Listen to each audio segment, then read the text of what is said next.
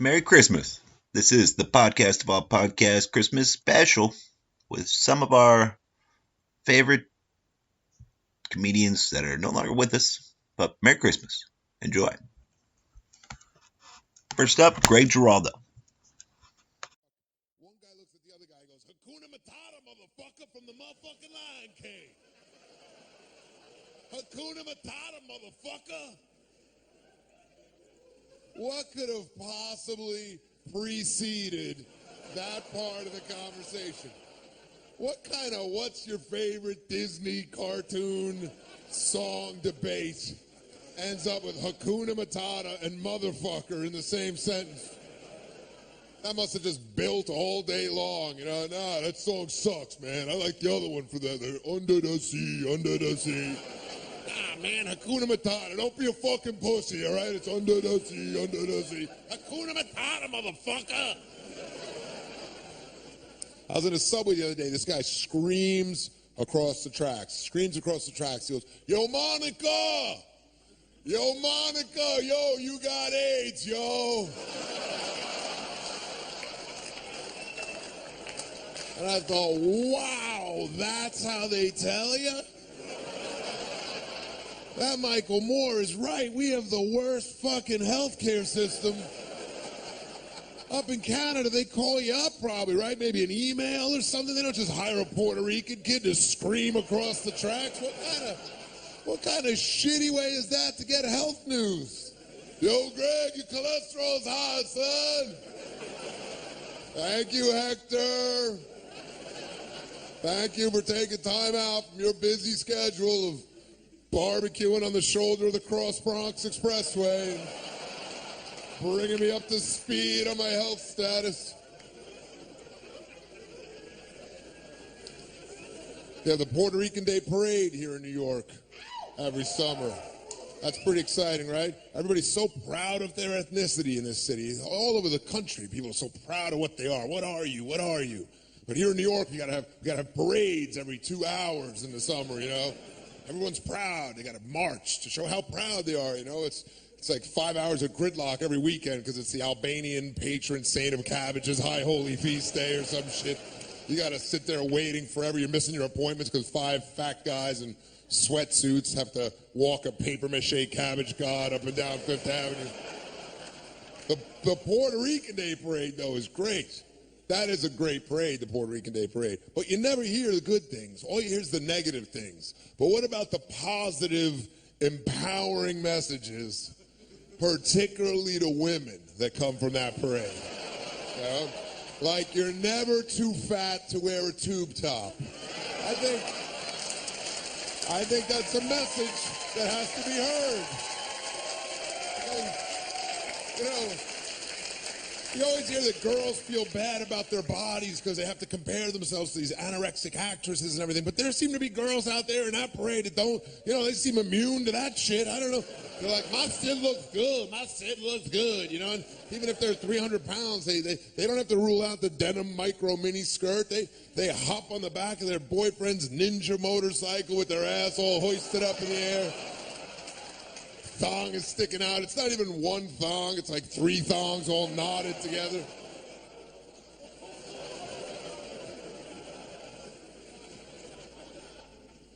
Yeah, it's an amazing, amazing city. People just, people are so crazy and resilient.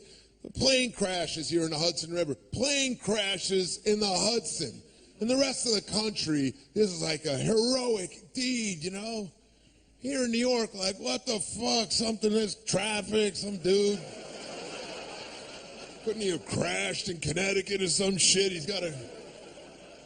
Even after 9/11, we did shows almost right away. We started doing shows really quickly in the clubs around the city. In some parts of the city, there wasn't even electricity in some parts of the city yet. The subway didn't even go there, but we started doing shows in these clubs because people seemed to want to come out. They seemed to want to laugh. And I couldn't believe it. It was right after 9/11, and there were already people in the audience's bachelorette parties. And I thought, holy shit. I never thought that I would be proud to see a pack of drunken Jersey girls with condoms on their heads. I thought, shit, They are never going to change the American way of life. They just knocked down the World Trade Center, but they couldn't stop this gaggle of squawking twats from going on their penis-related paraphernalia shopping spree and buying their dick straws and condom hats and their "a hard man is good to find" T-shirts and piling into that limo. We're going, Gina. It's your day. It's your special day. We are going in the city. We are going in the fucking city. It's your special day. I don't care what those fucking Mexicans did. We are going into the city.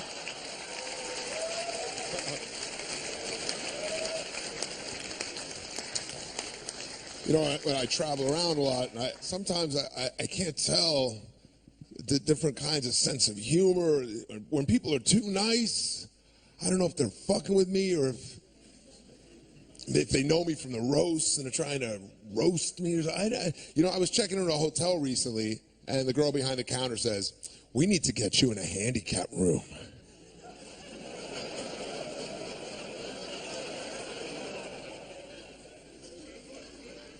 I'm like, all right.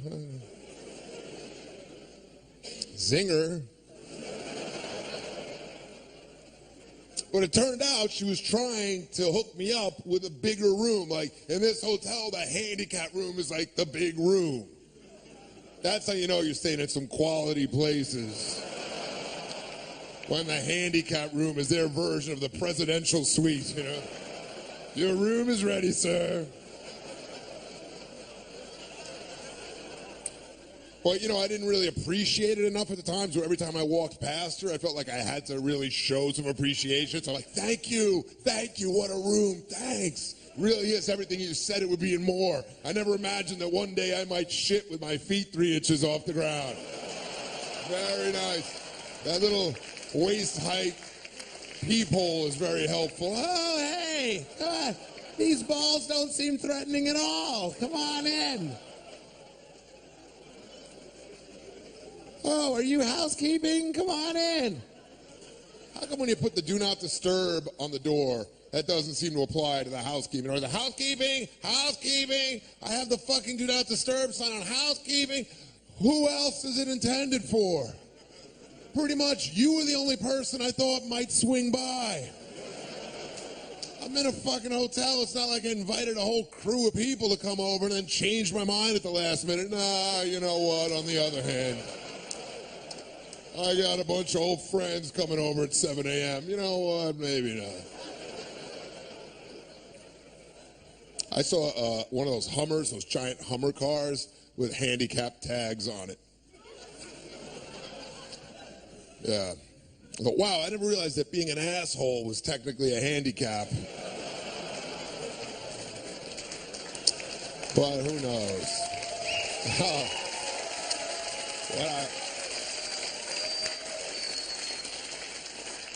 When I was in the handicap room, I actually slipped and almost fell in the handicap shower. How ironic would that have been? To become handicapped while staying in a handicap room? Sorry, sir, you'll never walk again. Well, ordinarily I'd be upset, but I'm all hooked up with a place to crash for the next couple days, so I'm pretty cool with it. It takes the edge off a little bit. We're going to hear a lot about energy policy. We need to cut our dependence on foreign oil. Cut our dependence on foreign oil. How do you think we're going to do that? Drive small cars? You think we're going to drive small cars in America? Of course not. We can't do it. We'll never drive small cars. We can't do it because we have big, fat kids. Big, fat, fucking waddling weebles. Have you been to Disney World in the last 10 years and seen these bags of shit wheezing and waddling? All fucking red-faced and sweaty. You're not supposed to be winded when you're 9 and you're on flat ground. I don't care how excited you are to get to the snow cone. You shouldn't be these little fat fucks. They act like they're working through the desert. Is that a mirage? I really want cotton candy. Is that a vendor of cotton candy? A purveyor? What kind of child says vendor? Is that a purveyor of fine, sugary treats? One hopes that that is a vendor and not a figment of my 8-year-old imagination. These fat children, God bless them, holy shit. They don't even walk anymore, these kids. You see these little fat kids in park, they don't even walk. They just come gliding by on those Healy wheels. Fat kids on wheels, is that a good idea, do you think? Kids don't burn any calories in a modern world. Now we put wheels on them? What the fuck? Why don't we just bolt the wheels directly into their spines? This way they don't even have to sit up. They can lay flat on their back and we can roll them around from snack to snack. All they do is fucking eat and snack and fatten up by the second. I mean, you can't fight it. You can't fight it. People blame the parents, right? It's the parents' fault. I used to blame parents for that kind of shit until I became a parent. And now I blame someone else.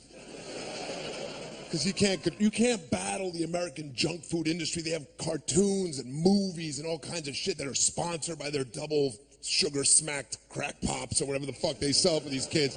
You think once a kid tastes one of these things, you're going to get them to eat celery sticks after that? Are you kidding? They just watched a movie where this candy treat makes robots fly. You think you're going to get them on the celery sticks? Come on, eat the celery. It's good. It's got fiber in it. Yeah, I know those make people fly, but these will keep you from getting polyps in your 60s and your rectum. Come on. Can't you be a little more forward-thinking, you fucking 8-year-old? Grow up a little. Eat these carrots. There's beta carrots. It's good for your eyes. You don't want to get short-sighted later on. Believe me, it's really a problem. You got a better chance getting a crackhead to switch to eggnog at that point.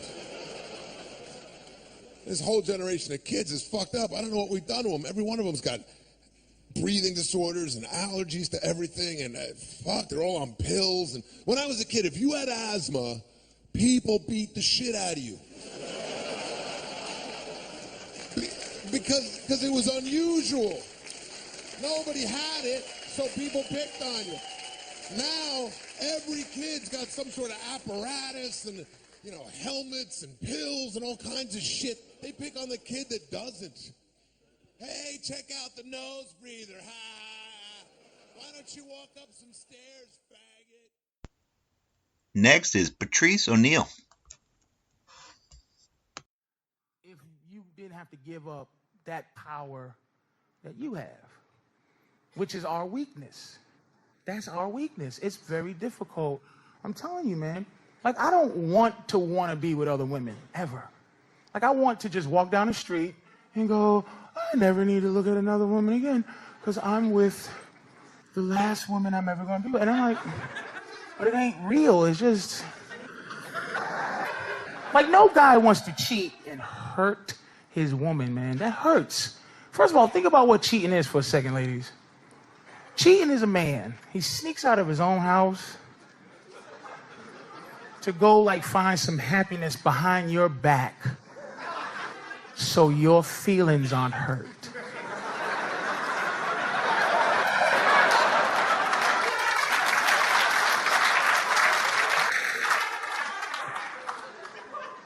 Cheating is for you. It's not for me.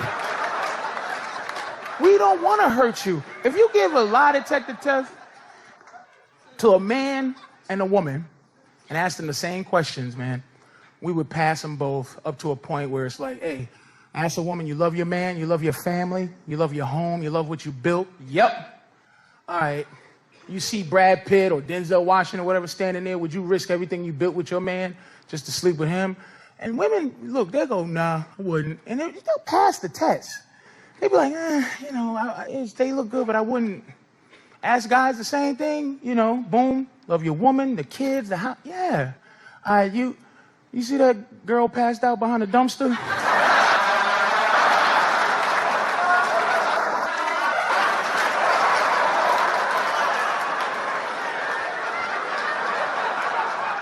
Would you risk everything for a passed out woman behind a dumpster?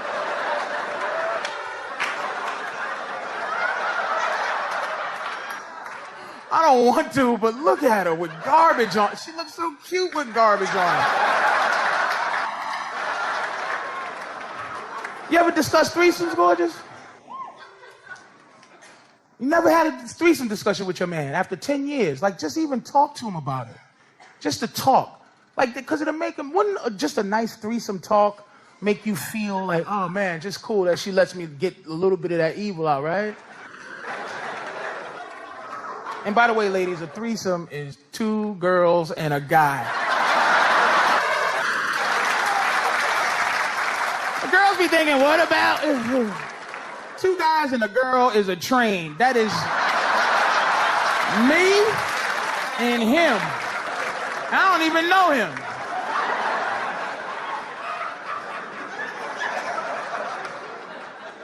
And he better not look me in the face. Like, nigga, just get your dick sucked. Why are you staring at me? Let me fuck my half of the torso. Catch this nigga blinking at me while I'm trying to fuck my half of the body. Damn. Damn, man. Nigga don't have train etiquette.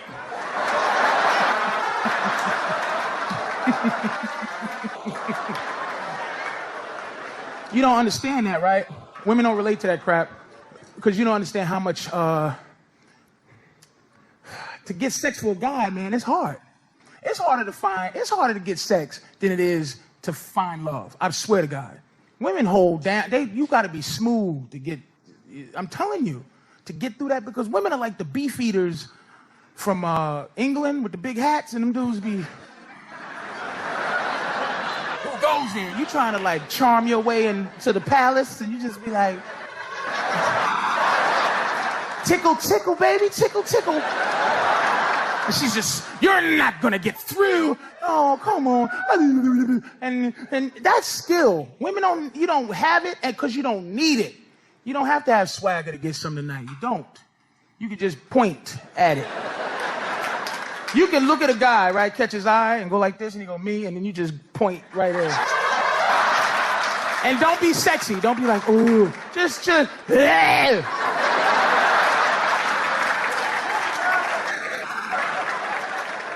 he'll look around for a minute to make sure it ain't a trick, like.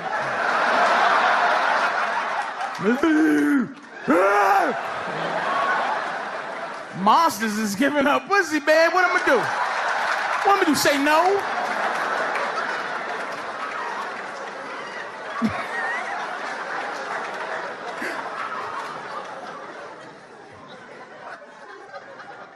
We're like, I'm trying to like make it so women just like understand a little bit of like just to sympathize. It's like we're like sport fishermen. This is what I'm saying. That's what men are. I mean, being with one woman, I mean, for real, ladies, if you just said thank you to your man for being faithful, you just go, thank you, man. Thank you for fighting. He'd be like, damn. And if he told his friends that you thanked him for fighting hard and not cheating, his friends would be like, what? What? Like, they would look at you like you was amazing. It's simple. Men like to fish.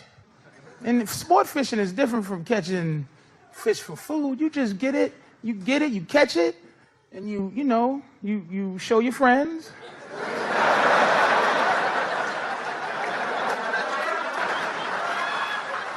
Because you want them to know that you can catch fish.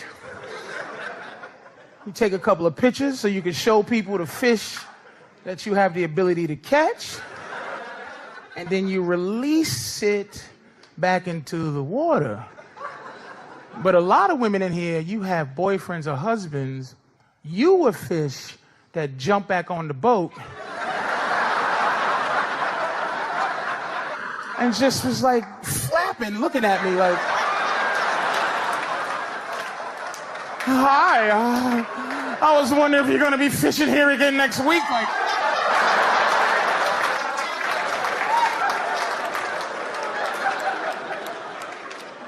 yeah, for other fish. Get off my boat. Is that how you treat all the fish? You'd be like, oh, God damn. Nope, I'm sorry, sweetie. You're the last fish I ever wanted to be with. Now you stuck. Stuck with the last fish who was loving you and fighting hard to be on your boat. Then she got comfortable, and now instead of doing this, she's like, so we've been together for like a year now. Why do you still have a boat? You'd be like, so what you trying to say? I can't catch fish no more? Why do you need to catch a fish? Because if I lose my ability to catch fish, then you're not gonna find me sexy no more. So you gotta smell fish on me so that you know I can catch fish so you can act right.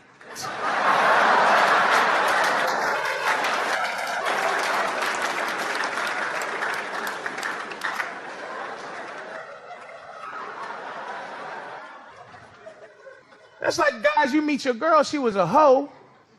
Like, had whole, like, she big old booty and this and that. You got to let her do that. Don't start trying to frump her up and get her fat and get her foul. Because that's why you like her. I don't want no woman that no other guy's trying to fuck. I don't want a woman that I can send to the store at 2 in the morning. Because nobody's going to try to rape her. Like, I go get some bread at 3 in the morning. Hey, cut through the alley, bitch, because...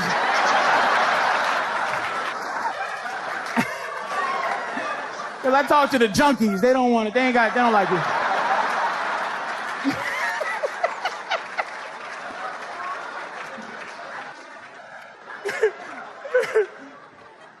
And I'm to be fair to women, you know, look, God has been very cruel to you. Being a woman as a creature, I think it's just unfair. I wouldn't want to be a woman. It's just, I mean, like your period, like I look at that and see what my woman go through every month. Like if my nose bled every month, I think I would kill myself. I would be like, oh my God, man. You gotta stick something in your nose with a string hanging out. Gotta take that out, every 7 seconds or whatever, and 5 days before your nose bleed, you know it's gonna bleed, but you don't know when, so you just sitting there like, when is my nose going to start bleeding? Oh my God. And then if your nose don't bleed when it's supposed to, you're like, oh my God. My nose is supposed to be bleeding by now. I'm gonna go to the hospital if it's not bleeding soon. And y'all get horny. And my woman gets horny on her bed. Oh my God. And I ain't down with that. And I see her face, like if I would do it one time, it probably would change her life. Like she would be just so grateful, but I just can't. She's like, come on. Just lay a towel or something down. And I was gonna do it one time, and then I Googled the whole cycle.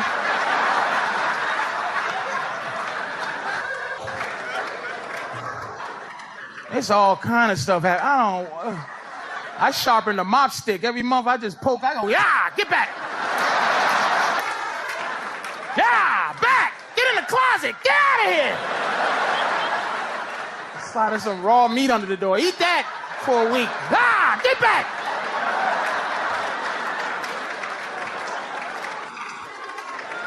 It's shocking.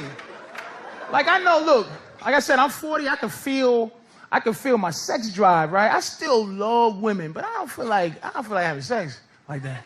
But I still love looking at them like, oh. But here's what God did for men. He turned my horniness into creepiness. Like, so I can have a good time sitting at the mall watching chicks trying on sneakers at the Foot Locker with the creepy face, like,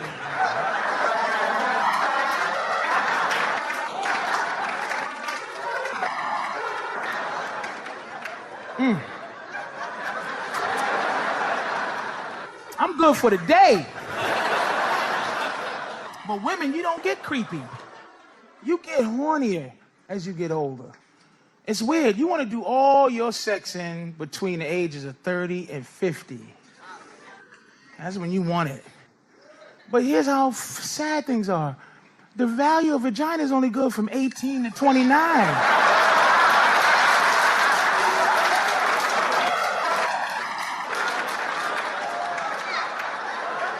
Pussy get old like bread, not like wine.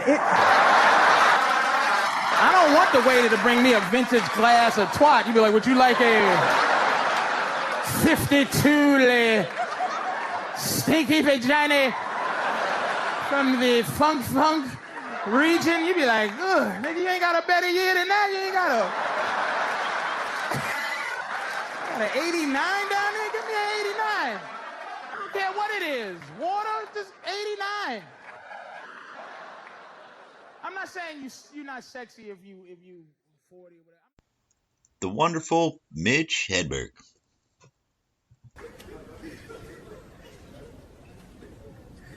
I had a roommate, his name was Eddie, and Eddie was slow on the mental draw.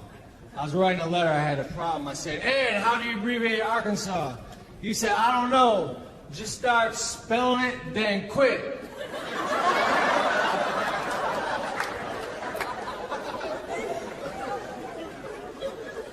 Like we had a refrigerator with a hard-boiled egg inside. After a few days, the shell started to crack.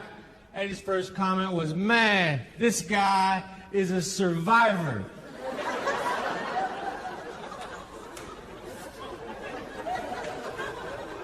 Like if you're walking down the street with Eddie and a car pulled up to you and two guys got out with ski masks and guns and said, get in the car, we're going to kidnap you.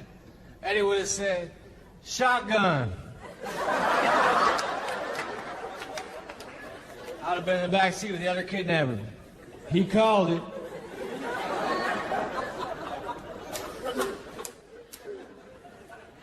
Last time I called shotgun, we had rented a limo, so I fucked up.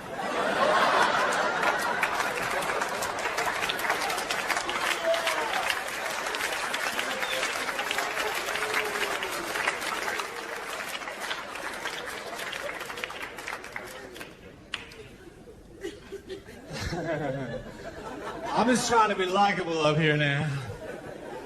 I had to be likable. It's all about likability, really. I was at a casino, I was standing by the door, and a security guard came over and said, you're going to have to move. You're blocking the fire exit. As though if there was a fire, I wasn't going to run.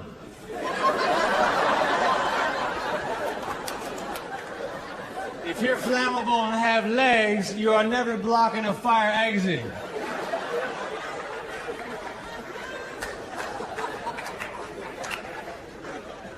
I love casinos. I like to gamble, you know. Like whenever they advertise a casino, like a billboard, they'll show like a guy winning money, like a guy holding bags with a money sign on them. But that's what happens the least. It's false advertising. Perhaps when they advertise a hamburger, they should show a guy choking. This is what happened once.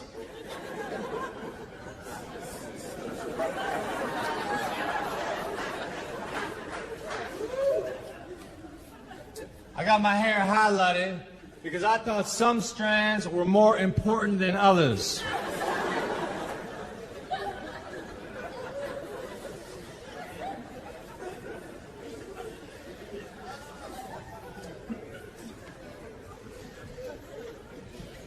I hate turkeys.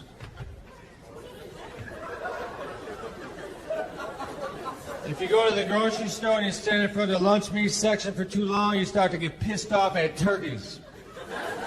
You see like turkey ham, turkey pastrami, turkey bologna. Somebody needs to tell the turkeys, man, just be yourself.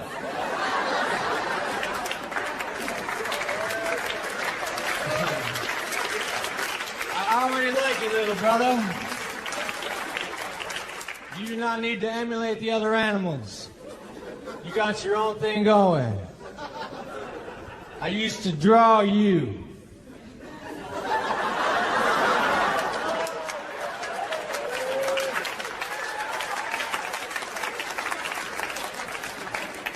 know, if you had a couple of fingers missing, you would draw a screwed up turkey.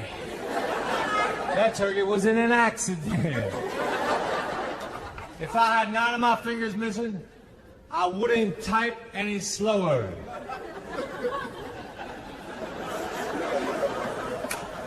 I type 101 words a minute, but it's in my own language.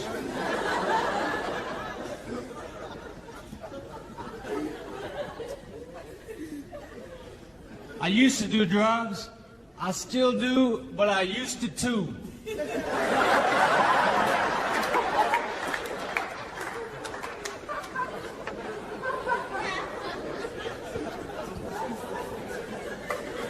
About once every 3 years, I think about buying a yo-yo. I'll be at the store and I'll come upon the yo-yo section, and I'll fantasize about mastering it to the point where it becomes a reference as to who I am. Do you know Mitch Hedberg? Is he that guy who kicks ass on the yo-yo? Yes, I do. He is cool.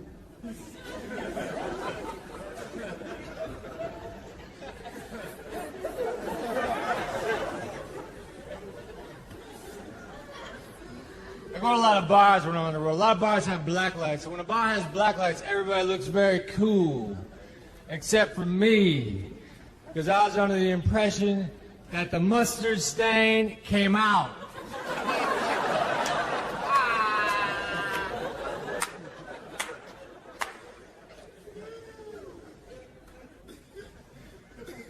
When I'm off stage, I don't talk very much. I'm pretty quiet, right?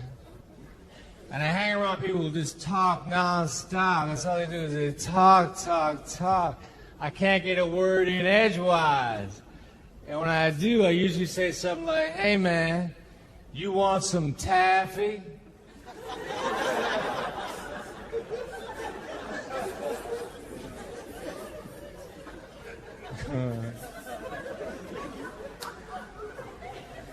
You don't get that joke? I got a feeling y'all don't get half my shit. What's up with that, man? Special.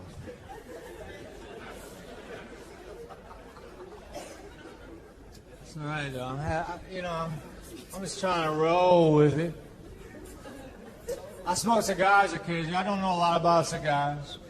Like a man at the cigar store, the man behind the counter said, what kind of cigars do you like? It's a boys.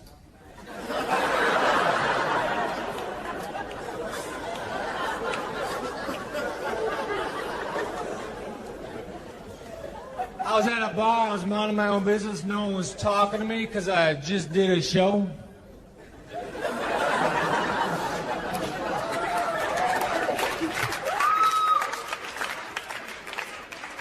This guy bumped into me, which is cool, but he didn't apologize. He said, move. And I thought that was rude, so I said, go to hell. Then I started to run. He caught up with me. He had a mustache, a goatee, a pair of earrings, a pair of sunglasses, his hair was in a ponytail, and he was wearing a hat. He said, hey, you got a lot of nerve. I said, hey, you got a lot of cranium accessories.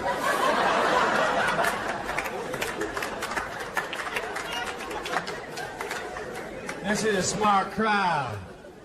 When I play the dumb crowds, I have to say, you got a lot of shit on your head.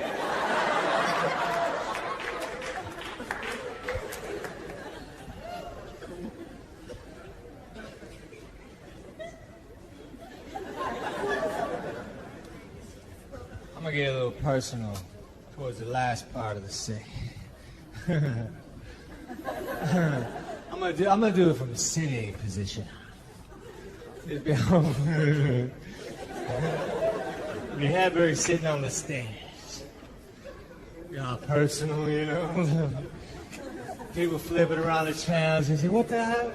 What's Hedberg doing just sitting down telling jokes?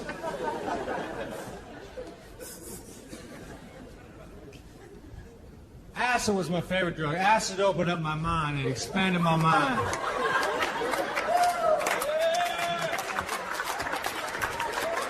Because of acid, I now know that butter is way better than margarine. I saw through the bullshit.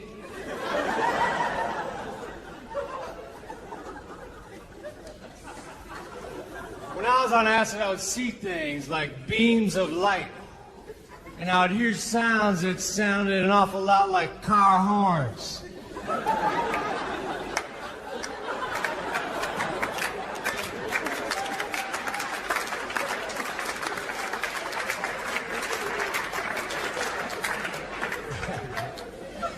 When we were on acid, we would go into the woods, because when you're in the woods tripping, there's less likely a chance he'd run into an authority figure. But we ran into a bear. That was even more of a buzzkill. My friend Dwayne was standing there raising his right hand, swearing to help prevent forest fires.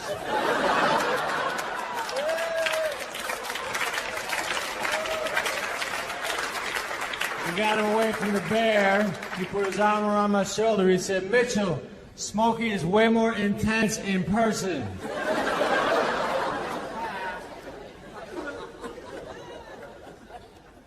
I went to England to tell jokes, and I wanted to do my Smoking the Bear joke in England. So I had to ask The powerful Bill Hicks. I like the way it tastes. And, keep coming back, man. Keep coming. You're in the right place. I'm not proud of this moment, all right? It happened, I moved on.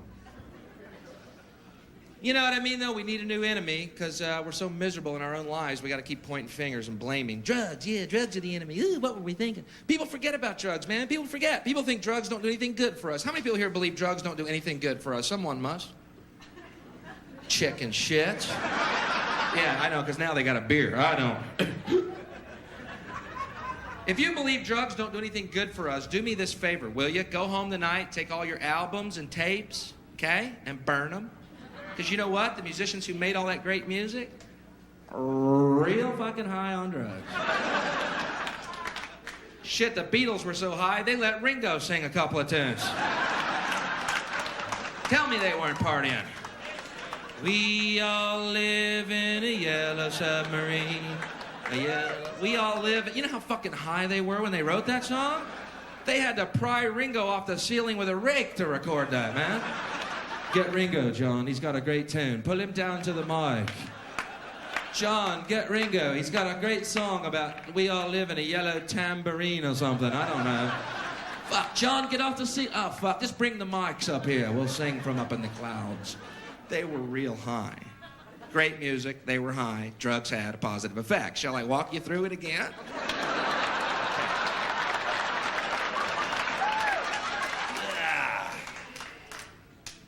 Gotta have an enemy, though, because we're so miserable. We gotta keep blaming something, right? Let's blame some more stuff.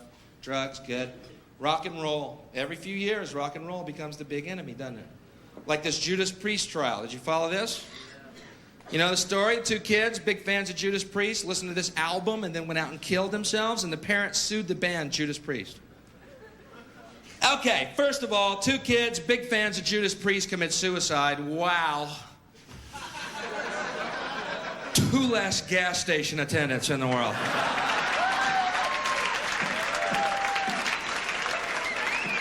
I don't want to sound cold or anything, but we didn't lose a cancer cure here. And hey, most stations are self-service now anyway, so we saved them a long, troublesome job search.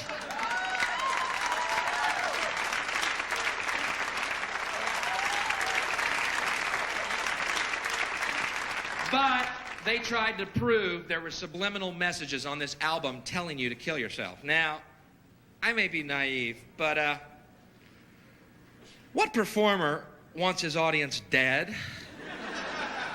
I'm having trouble with the whole fucking theory. What are these guys in the band doing? I'm fucking sick of it. I am fucking sick of it. I'm sick of the touring. I'm sick of making $400,000 a fucking night.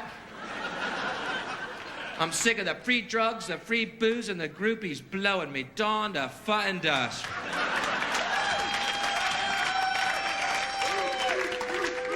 I'm in a rut and I want out.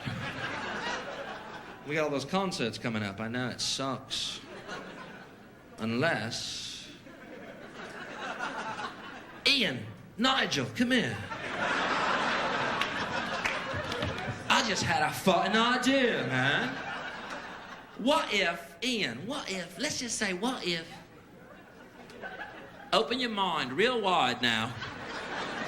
What if we kill the fucking audience? Could I go back to my day job? I could sell shoes again. Just doesn't make a lot of sense when you talk it through. But every few years, they try and nail rock and roll. Remember this shit? You play certain rock albums backwards, there's satanic messages. Let me tell you something. If you're sitting around your house playing your albums backwards, you are Satan.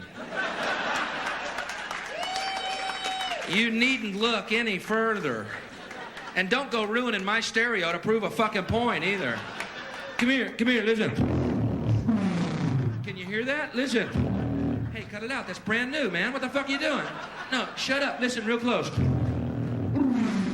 you hear that? It's crystal clear. Satan is Lord. Satan is Lord. It's like he's in the room. Oh my God, you're Satan.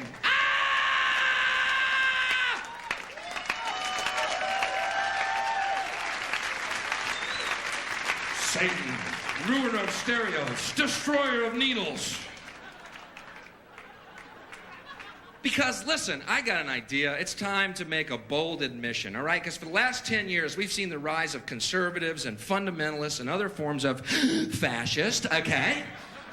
Who try and tell us what to believe and what to think. I got a bold admission if you're one of those people. You ready for it? They say rock and roll's the devil's music. Well, let's say that we know for a fact rock and roll is the devil's music, and we know that it is for sure, okay? At least he fucking jams. If it's a choice between eternal hell and good tunes or eternal heaven and New Kids on the fucking Block,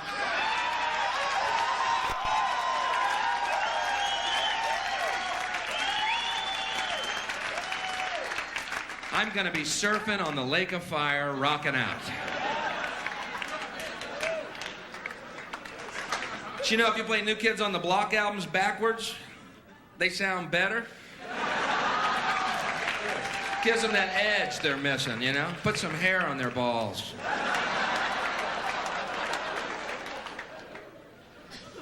But we gotta have an enemy. Rock, drugs, we're so miserable. What's the enemy? Got it. Pornography. That's it. Yeah. Tremor through the room. Problem with pornography basically is this. No one knows what it is. Other than that, we got a real good grasp on the situation. We know it's bad, we just can't figure out what the fuck it is. Supreme Court says pornography is any act that has no artistic merit and causes sexual thoughts. That's their definition. No artistic merit causes sexual thoughts. Sounds like almost every commercial on TV to me. You know, when I see those two twins on that Double Mint commercial,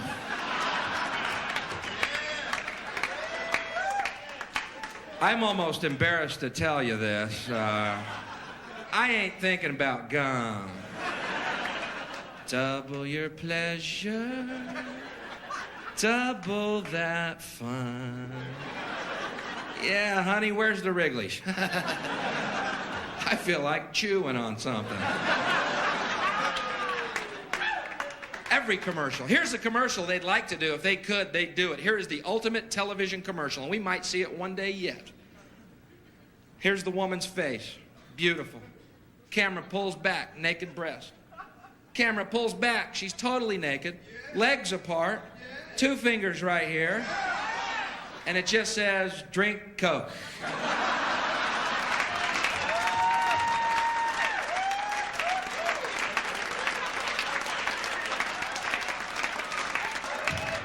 Now, I don't know the connection, but I'm drinking lots of fucking Coke. Snickers.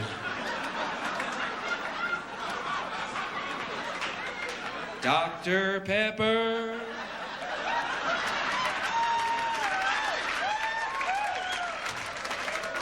No, I don't know the connection. Yes, I'm buying these fucking products.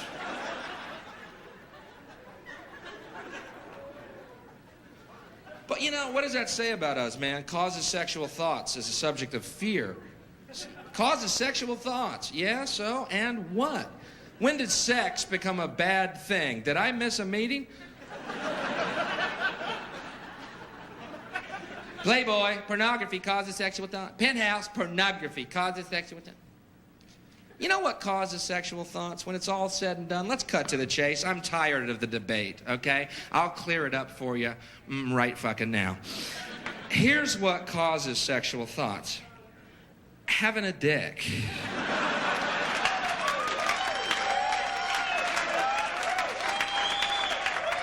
End of story. I can speak for every guy here tonight, and okay, I will. In the course of our day, anything can cause a sexual fucking thought. You can be on a train and it's rocking kind of nice. Pants are a little tight. Oh my God, I got a Woody. I got a Woody on the L train.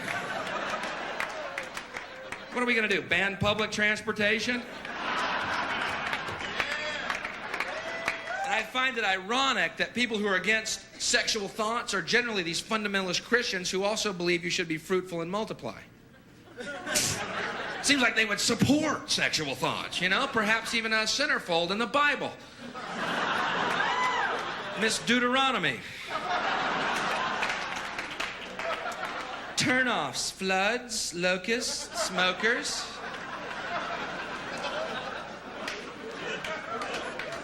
I actually did that joke in Alabama, right? These 3 rednecks met me after the show, man. Hey, buddy, come here.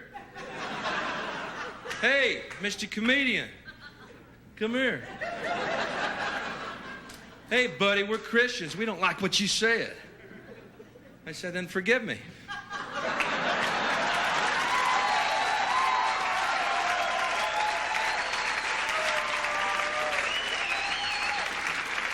Seems so obvious. You know?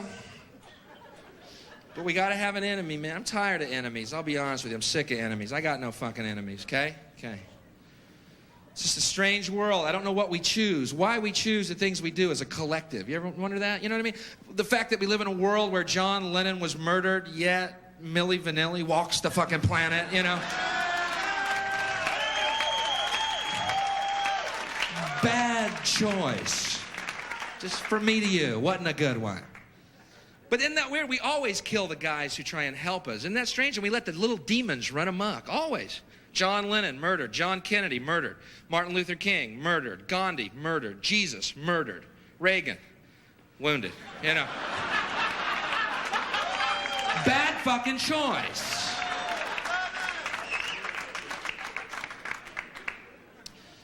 But even though that's the case, where we live in a world where good men are murdered and little demons run amok, I'm sorry, I still believe in us. And in fact, I had a vision of a way we could have no enemies ever again, if you're interested in this. Anybody interested in hearing this? It's kind of an interesting theory, and all we have to do is make one decisive act, and we can rid the world of all our enemies at once. Here's what we do. You know all that money we spend on nuclear weapons and defense every year? Trillions of dollars. Instead, if we spent that money feeding and clothing the poor of the world, which it would pay for many times over, not one human being excluded, not one, we could as one race explore outer space together in peace forever. Thank you very much. You're great.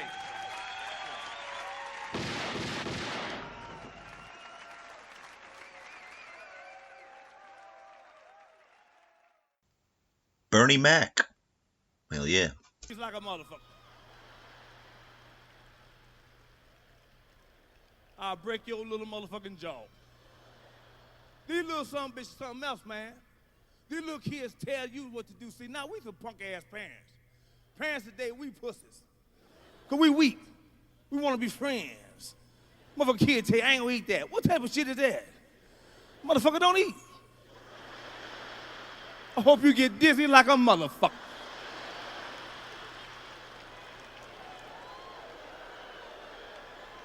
My little niece gonna tell me I'm going on a hunger strike.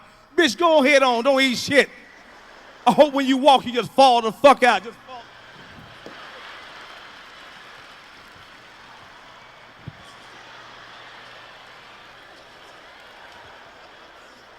Fuck you. You gonna hurt me because you ain't eating, ain't that a bitch? Kids a motherfucker, man. Kids is bitch, man. See, when I was a kid, see, we had that mother man used to hit you in the motherfucking throat, make you bite the back of your tongue and shit. You know when you ever cry when you a little kid, when you cry, you holler. Then it's like a 7-second pause. Then after that pause, it's a scream. You fucked up. When they hit your ass, ah!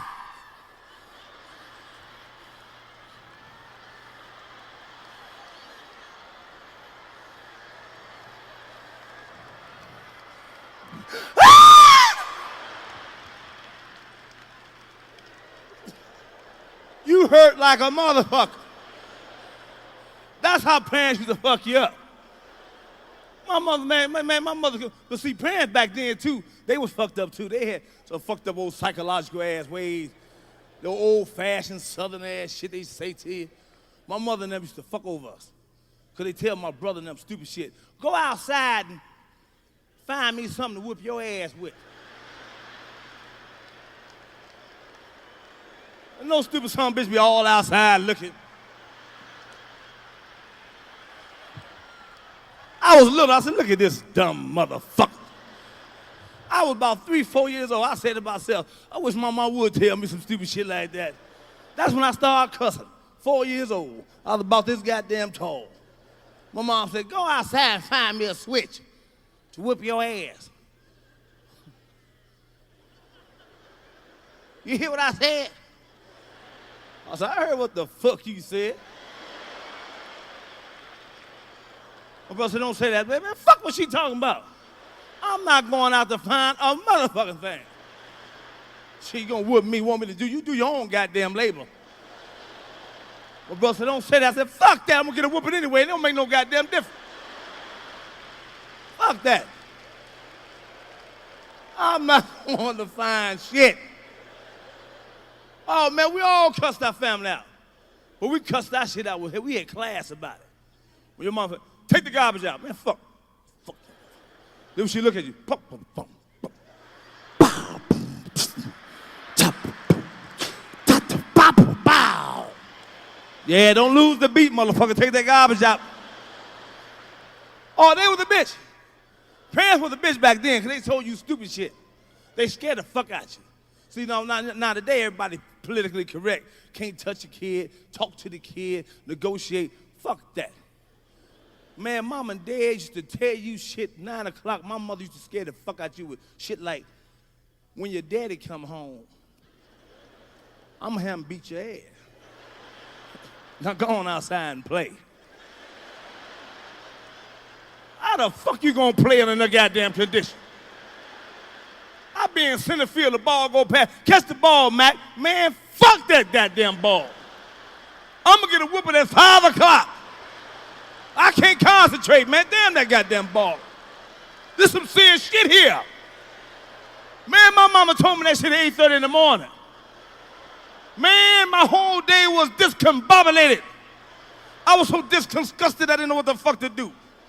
Man, 9 o'clock, 10 o'clock, 11 o'clock. I started crying at 1 o'clock. I said, man, somebody call this motherfucker.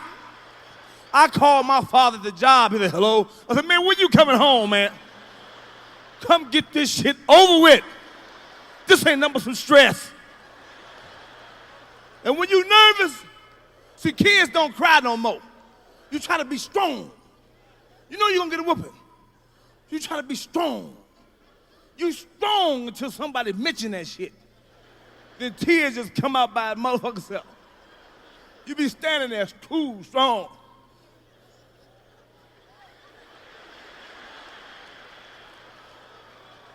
What time your daddy coming in?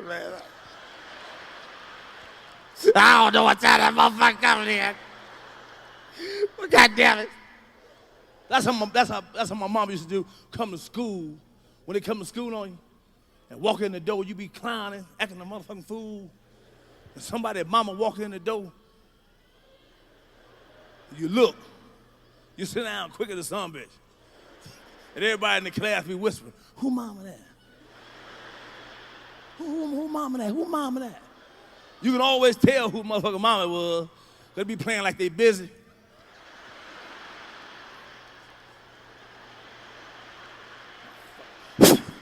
Oh, that's your motherfucking mama. That's your mama.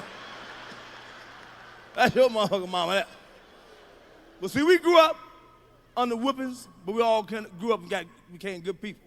See, now, I don't know what the fuck going on now. Sex, too much sex. Every time I turn around, I'm so sick of pussy, I don't know what the fuck to do. No, man, pussy make me sick. That pink motherfucker something else. That pink bastard, man, is a drug. Don't tell me I'm wearing the patch right now. Don't tell me.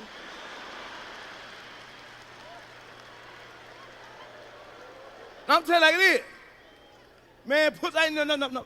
See, a grown man, grown woman get together. Say you want some. I say, I'll give you some. You bust a nut. I bust a nut. How the fuck I gotta pay your rent after that goddamn shit? I ain't never seen a pussy with a meat on it. That shit fucks me up there, man. This shit is unfucking believable, man. Pay my bill, telephone bill, light bill. I'm not paying a motherfucking thing.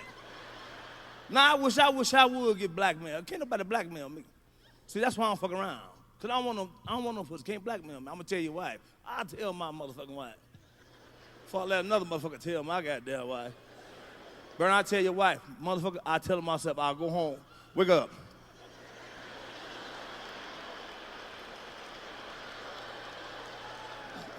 What's wrong? Wake up, just listen. Keep your hands so I can see them. Oh man, sex is a bitch, man. Sex so goddamn funny, man. We all trip out on it. But the funny thing about sex, man, see, I'm a comedian. You know, I be laughing. I ain't laughing at you. I'm laughing at shit you be saying. You know, ooh, God damn it. I ain't never heard this motherfucker talk like this. This motherfucker Christian. Give me that dick in the name of the Lord. Give me that dick. I said, her daddy can hear her now. I went with a woman, man, a long time ago. See, you know, when you do shit fucked up, man, you don't care back in the day. Now you mature now. But I had this woman, man, she wasn't that attractive, you know. But she was good people. She was good people.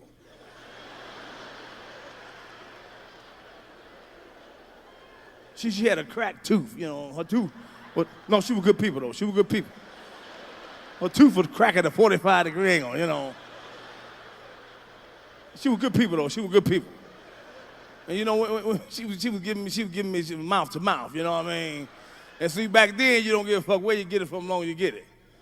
And shit, when me and we so goddamn stupid, shit be hurting. But we still won't say shit, still try to take it like we strong. She was cutting me, she was tearing it up, she was snoring it, you know? And I'm sitting there trying to take it, you know? I couldn't handle it, I said, you're cutting it.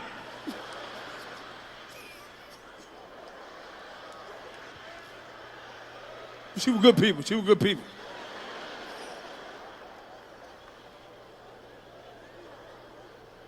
Oh, we all do some crazy shit now. You ever pass gas while you making love? You a goddamn liar.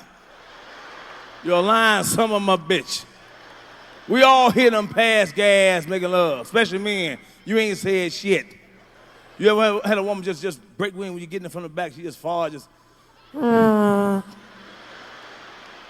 don't say nothing, you just keep on pumping, just keep on.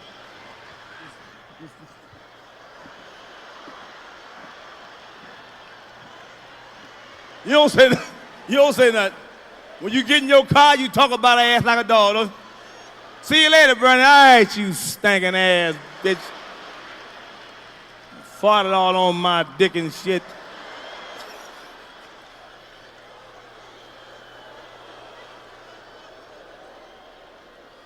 Oh, women a trip, man. Women, all of us, men, we've been doing things, sex so fucking funny, communicating and say, I want you to do this. I want you to do that. You don't do this anymore. But all sex ain't never mentioned. Women don't like to suck no dick. They don't like to suck no dick. I got a problem with that. This 2000, y'all got to come on with the program. You got to come on. Men been eating pussy for years. No problem. But every time we ask y'all for head, you know, y'all get attitude. You know, why don't you come over here and do a little bit?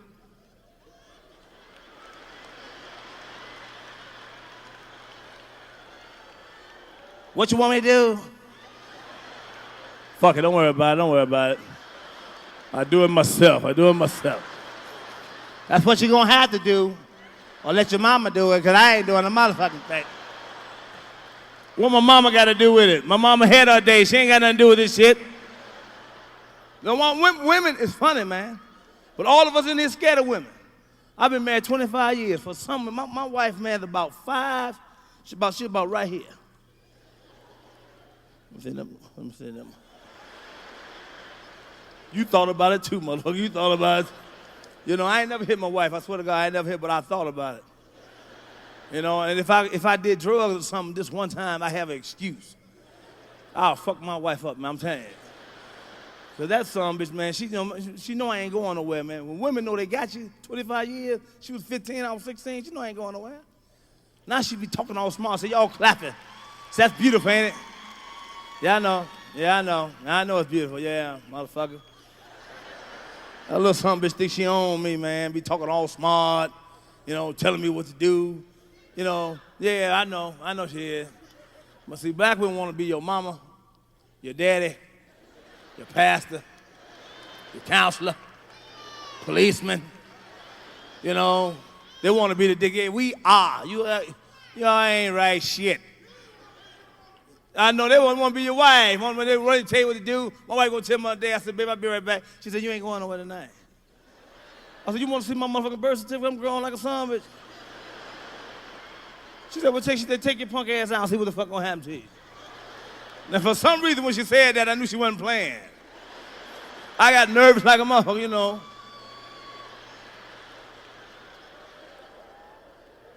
But I couldn't let her get the last word out there. I said, look outside, I'll be right back. She said, Mac, I done told you, you went out Monday, you played pool Tuesday, you went hunting Wednesday and Thursday. You ain't going no motherfucking way tonight. I said, let me tell you something.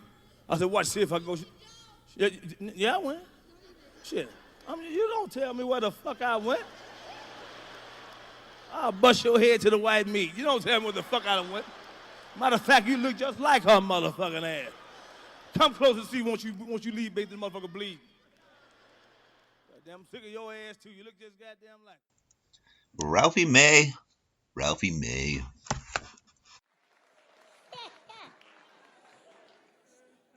Something that's been bugging me is I've seen it a lot around here, and it's a real popular thing now, is the hipster movement, where young dudes are getting all hipstered out. You don't know what this is, okay? You've seen them. They're douchebaggy dudes, okay? All right, that are wearing pants that are way too tight. Way too tight. All right, just a little hint, young men. Start buying pants in the men's section, okay? Try that out first. I'm just saying, maybe it's me. Maybe I'm old-fashioned, but you shouldn't be able to tell a dude's got camel toe from the back.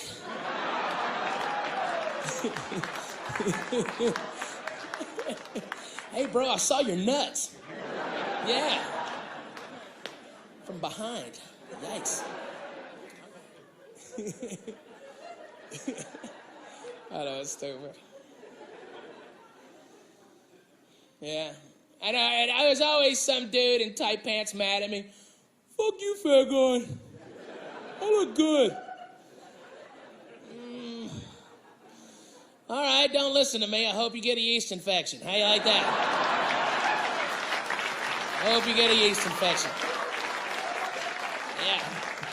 I hope your manginer's itching and burning. That to me's funny.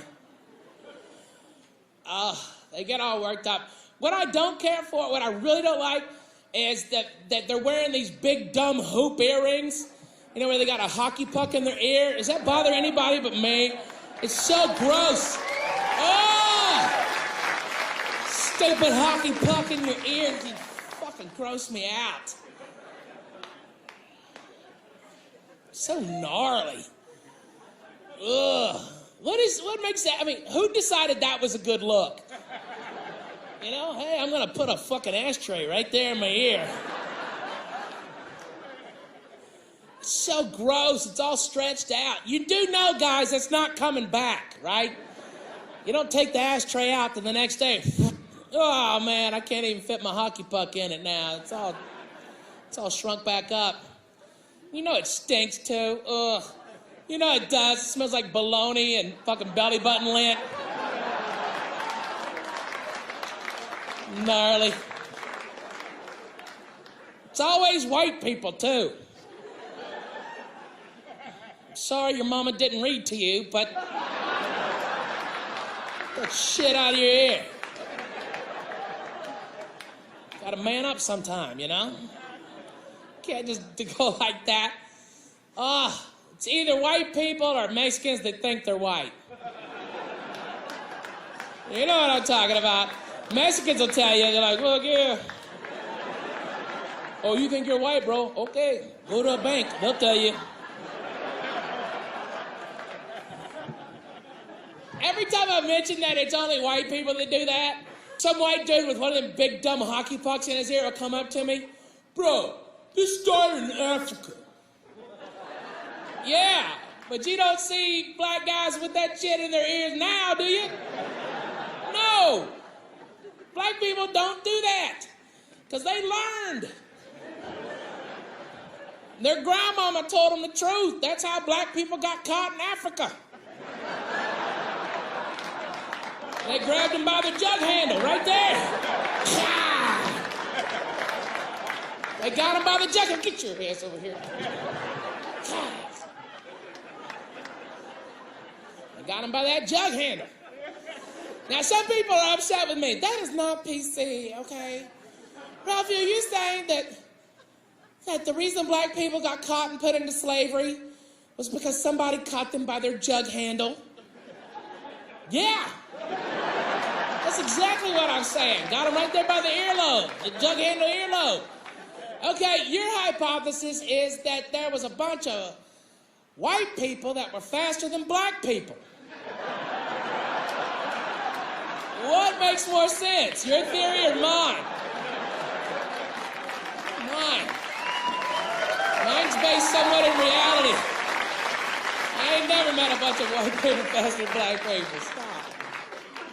I'm sorry. You think some pilgrim-looking dude is gonna, with a fucking dumb hat and buckle shoes, is gonna outrun Kunami, a Zulu warrior who can run 28 miles through lion country? Stop.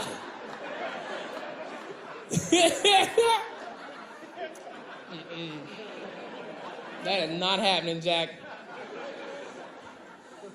You will not catch Kunami.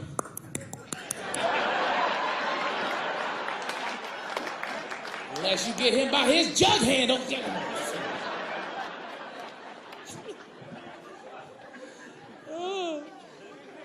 If you're a woman and you're banging a dude with that big dumb hoop earring shit, you get what you get, bitch. You get what you get. Dummy. Look what that guy did to himself. He did that shit to himself. He maimed himself. That guy's gonna have no regard for what he's about to do to you. That dude is going right in your butt, girls. Right in your little pooper. Minimal lube. Minimal lube. Right there. Yeah. Minimal lube. You can't go right in the butt. Everybody knows that. It's like laying down a butt and running to third. You can't do that. Where the hell you going, retard? Go to first base. Jesus Christ.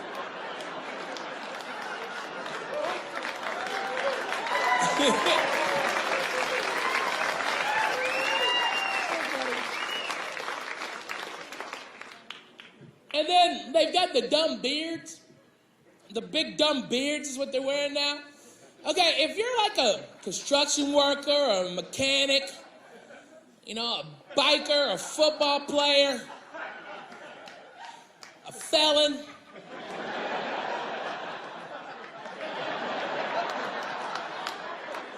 Then you get a beard, okay? You get a beard.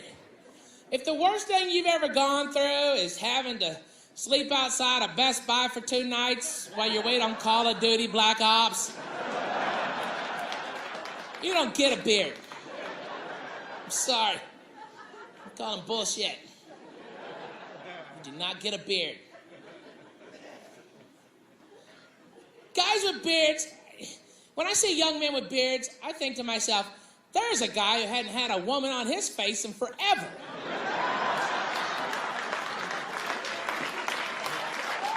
Yeah. No, I'm wrong. You're right, guys. Chicks always love a big loofah to grind their jainer down.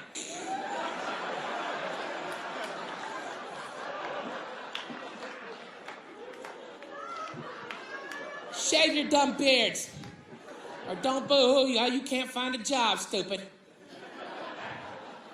And with the ears, man, you're gonna have to lie to your grandchildren or have an operation. You think anybody ever thinks about this? I'm gonna have an operation to fix my dumb ears. I'm gonna have to lie to my fucking kids and grandchildren. You know? Granddaddy, what happened to your ears? Well, I guess it was back in 2013.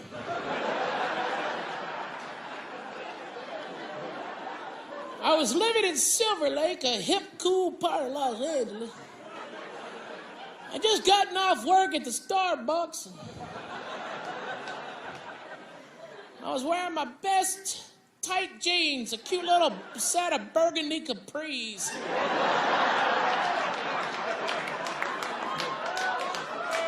Yeah.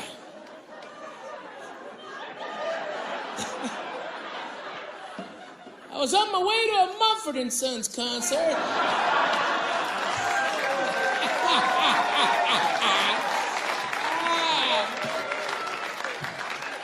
When I got attacked by a bear.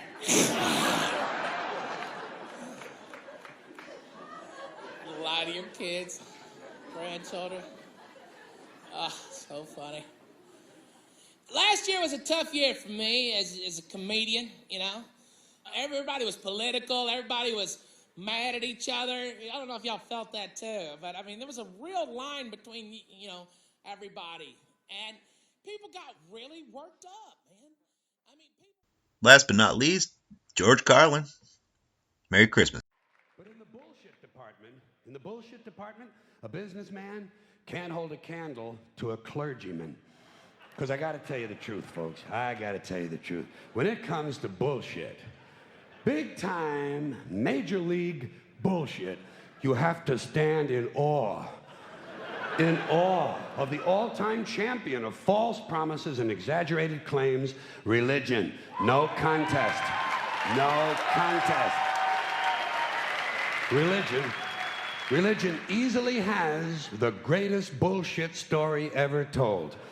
Think about it. Religion has actually convinced people that there's an invisible man living in the sky who watches everything you do every minute of every day. And the invisible man has a special list of 10 things he does not want you to do. And if you do any of these 10 things, he has a special place full of fire and smoke and burning and torture and anguish where he will send you to live and suffer and burn and choke and scream and cry forever and ever till the end of time. But he loves you.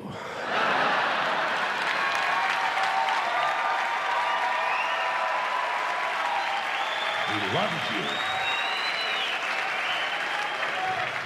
you. He loves you and he needs money. He always needs money. He's all powerful, all perfect, all knowing, and all wise. Somehow, just can't handle money.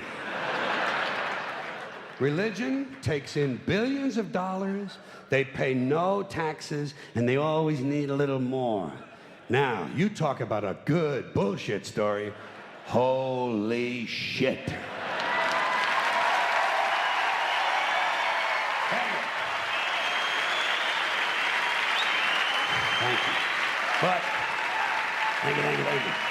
Thank you very much. But I want you to know something. This is sincere. I want you to know, when it comes to believing in God, I really tried. I really tried. I tried to believe that there is a God who created each of us in his own image and likeness, loves us very much, and keeps a close eye on things. I really tried to believe that, but I gotta tell you, the longer you live, the more you look around, the more you realize something is fucked up. Something is wrong here. War, disease, death, destruction, hunger, filth, poverty, torture, crime, corruption, and the ice capades. Something is definitely wrong. This is not good work. If this is the best God can do, I am not impressed. Results like these do not belong on the resume of a supreme being. This is the kind of shit you'd expect from an office temp with a bad attitude. And just between you and me, in any decently run universe, this guy would have been out on his all-powerful ass a long time ago. And by the way, I say this guy because I firmly believe, looking at these results, that if there is a God, it has to be a man. No woman could or would ever fuck things up like this.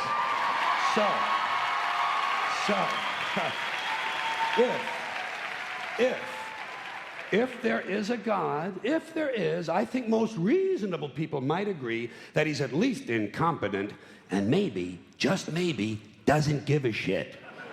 Doesn't give a shit, which I admire in a person and which would explain a lot of these bad results.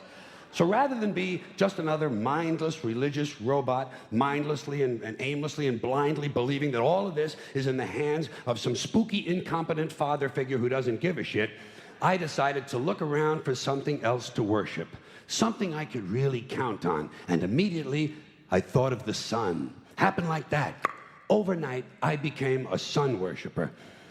Well, not overnight. You can't see the sun at night. But first thing the next morning, I became a sun worshiper.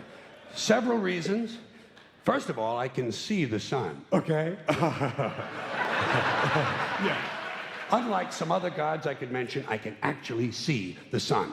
I'm big on that. If I can see something, I don't know, kind of helps the credibility along, you know? So every day I can see the sun as it gives me everything I need: heat, light, food, flowers in the park, reflections on the lake, an occasional skin cancer, but hey, at least there are no crucifixions, and we're not setting people on fire simply because they don't agree with us. Sun worship is fairly simple. There's no mystery, no miracles, no pageantry, no one asks for money, there are no songs to learn, and we don't have a special building where we all gather once a week to compare clothing. And the best thing about the sun, it never tells me I'm unworthy. Doesn't tell me I'm a bad person who needs to be saved. Hadn't said an unkind word. Treats me fine. So I worship the sun. But I don't pray to the sun. Know why? I wouldn't presume on our friendship. It's not polite. I've often thought people treat God rather rudely, don't you? Asking trillions and trillions of prayers every day, asking and pleading and begging for favors. Do this, give me that, I need a new car, I want a better job. And most of this praying takes place on Sunday, his day off. It's not nice, and it's no way to treat a friend. But people do pray, and they pray for a lot of different things. You know, your sister needs an operation on her crotch. Your brother was arrested for defecating in a mall. But most of all, you'd really like to fuck that hot little redhead down at the convenience store. You know, the one with the eye patch and the club foot, huh? Can you pray for that? I think you'd have to. And I say, fine, pray for anything you want. Pray for anything. But what about the divine plan? Remember that? The divine plan. Long time ago, God made a divine plan. Gave it a lot of thought, decided it was a good plan, put it into practice. And for billions and billions of years, the divine plan has been doing just fine. Now you come along and pray for something. Well, suppose the thing you want isn't in God's divine plan. What do you want him to do? Change his plan? Just for you? Doesn't it seem a little arrogant? It's a divine plan. What's the use of being God if every rundown schmuck with a $2 prayer book can come along and fuck up your plan? And here's something else, another problem you might have. Suppose your prayers aren't answered. What do you say? Well, it's God's will. Thy will be done. Fine. But if it's God's will and he's going to do what he wants to anyway, why the fuck bother praying in the first place?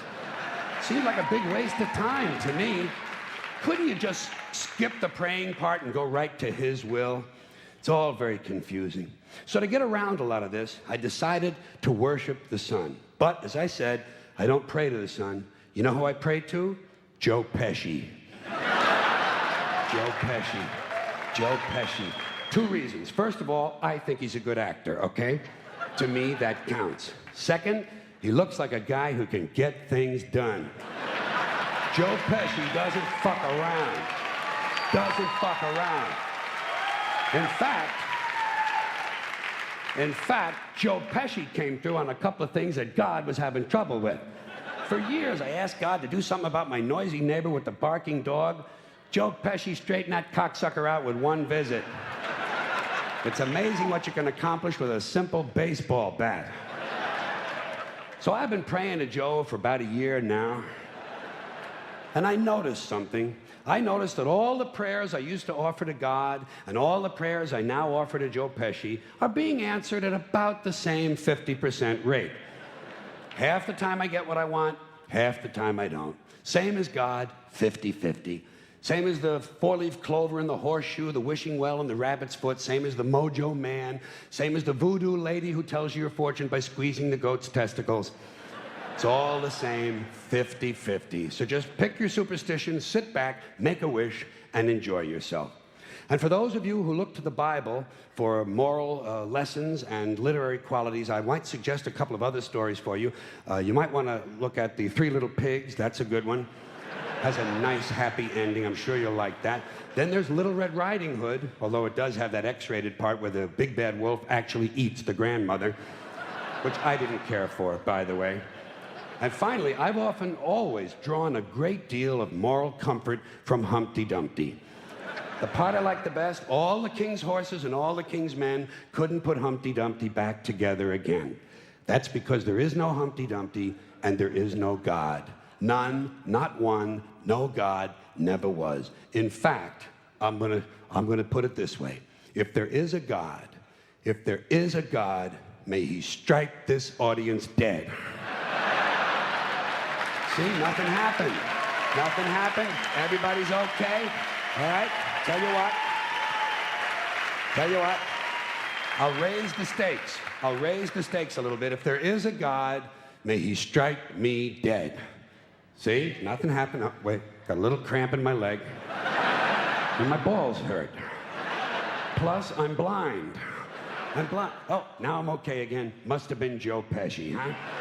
God bless Joe Pesci. Thank you all very much. Joe bless you. Thank you very much. I appreciate it. The FCC unappointed... That was the podcast of all podcasts Christmas special. I hope you're enjoying your holidays. I'll put more podcasts up this Sunday.